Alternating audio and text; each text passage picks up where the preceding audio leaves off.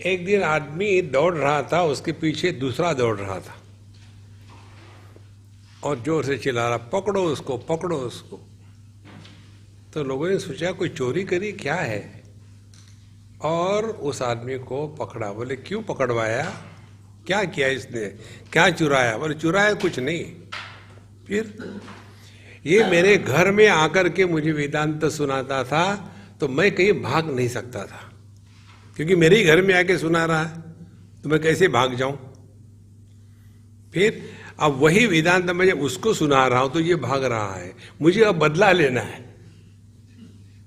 देखो महाराज, संत ज्ञानेश्वर महाराज ने सच्चिदानंद स्वामी के माध्यम से भगवत गीता पर टीका लिखी। लिखी माने बोली। उस टीका का नाम है ज्ञानेश्वरी।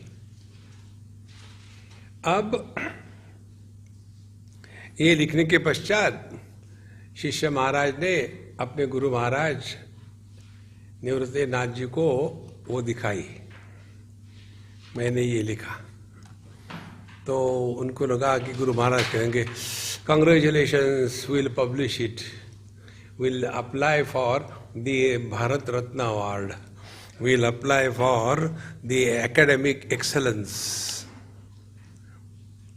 ऐसा शिष्य ने सोचा और पड़ी डांट।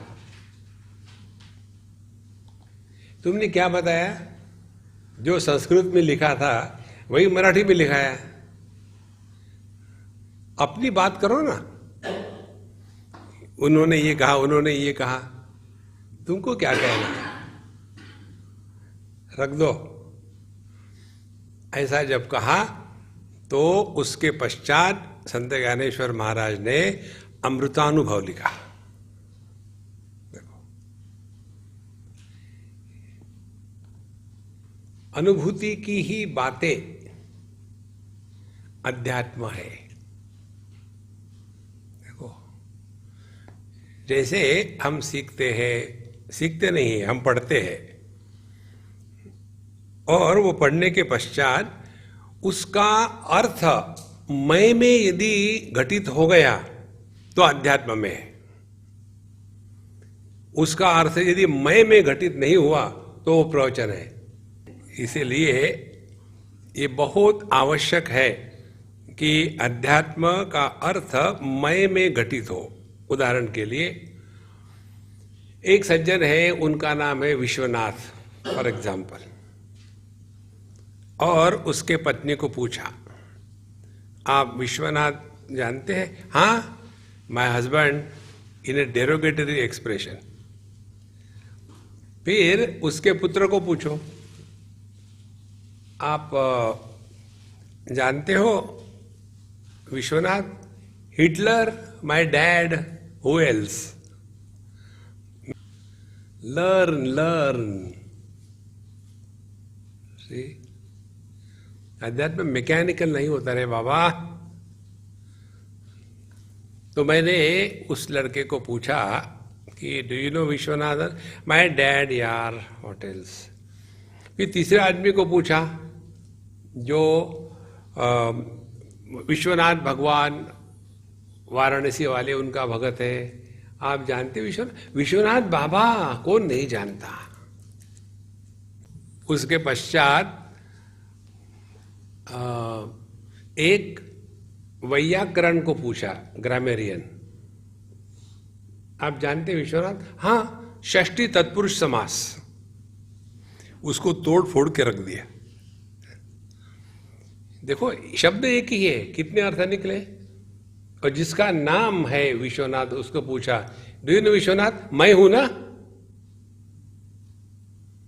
देखो, तो जब ब्रह्म की बात होती है, जब परमात्मा की बात होती है, जब विट्ठल भगवान की बात होती है, जब राम की बात होती है, जब कृष्ण की बात होती है, तब ये भाव यदि प्रकट नहीं हुआ, अरे यार ये तो अपने ही बारे में बोल रहे हैं, तब जाके अध्यात्म में प्रवेश होता है। देखो, एक बार उत्तर काशी में गंगा जी के किनारे, बहुत पुरानी बात है, हम जवान थे उस समय, हम ऐसे घूमने जा रहे थे, ताजे ताजे बाबा जी बने थे ना, तो दुनिया को सिखाना, दुनिया को देखना, कमेंट करना, इवैल्यूएशन करना, इस प्रोजेक्ट को लेकर के जा रहे थे। तो वहाँ एक बुढ़ाऊ महात्मा बैठे हुए थे, रजाई और सब ओढ़ करके, धूप में, ठंड तो थी ही। उन दिनों में गंगा जी पर वो बांध नहीं बना हुआ था। तो हमने कहा, महात्मा जी ये आप क्या पढ़ रहे हैं अभी भगवत गीता, आपको क्या पढ़ने की जरूरत है? तो उन्होंने इतना सुंदर उत्तर दिया, वो कहते हैं मैं देख रहा हूं लोगों ने मेरे बारे में क्या क्या लिख के रखा है। कितना सूक्ष्म उत्तर है देखो। इसीलिए यहां कहते हैं, ये तो वृत्तिम विजानन्ति ज्ञात्वा वै वर्धयन्ति ये ते वै सत्पुरुषा धन्या वन्द्यास्ते भुवनत्रये। 44वां श्लोक है।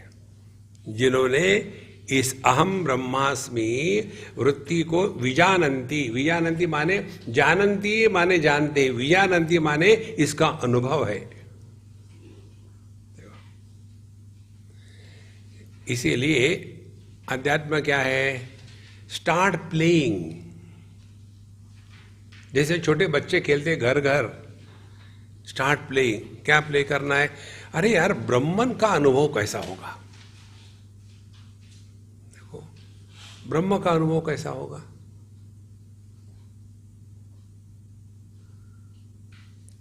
मैं ब्रह्म हूं नहीं तो वो थॉट रिप्लेसमेंट हो जाएगा।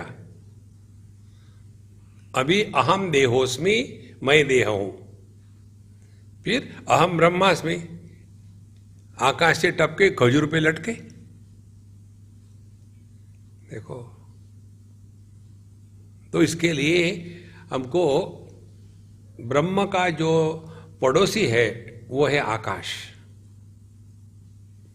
तस्मात् आत्मनः आकाश संभूतः, आकाशाद् वायुः, वायोरग्निः, अग्नेरापः, अद्भ्यः पृथ्वी, पृथिव्या औषधया, औषधिभ्यः अन्नम, अन्नात् पुरुषः। तो धीरे धीरे चले जाओ। जब आपके घर के बगल में डिस्को का स्टूडियो हो तो बिना कुछ किए आपको डिस्को के गाने सुनने को मिलेंगे ना। यदि आप आकाश में जाके बैठो तो ब्रह्म मिल जाएगा फ्री में। तो कैसे आकाश में जाके बैठना? अब खेलना शुरू कर दो। आकाश का अनुभव कैसा होगा? देखो, चिंतन शुरू हो गया।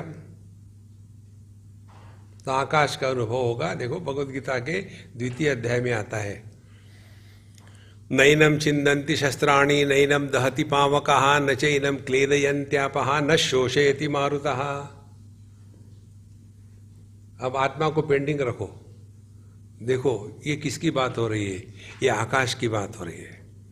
आकाश पर चारों महाभूतों का कोई प्रभाव नहीं होता।